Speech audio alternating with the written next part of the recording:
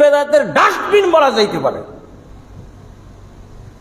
শিরক, এই দেশটা হলো শিরক বেদাতের ডাস্টবিন।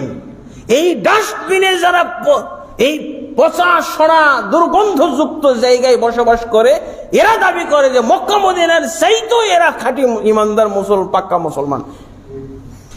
এই দেশে কিছু মুসলমান আছে যারা ডাইরেক্ট কোরআন এবং হাদিসের অনুসারী, যারা ডানে বামে সামনে পিছনে উপরে নিচে তাকাবে না, শুধু আল্লাহর এই কোরআন এবং এই কোরআনের সঠিক তাফসির, সহিহ তাফসির। কোরআনের আবার ভ্রান্ত তাফসিরও আছে, কোরআনের কুফরি তাফসির আছে,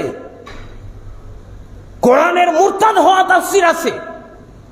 এই তাফসিরগুলো আমি এরকম খুতবাতে দেখে দেখে খুতবা দিয়েছিলাম, সিরিজ খুতবা। এটা একটা কাফের হওয়া তাফসির,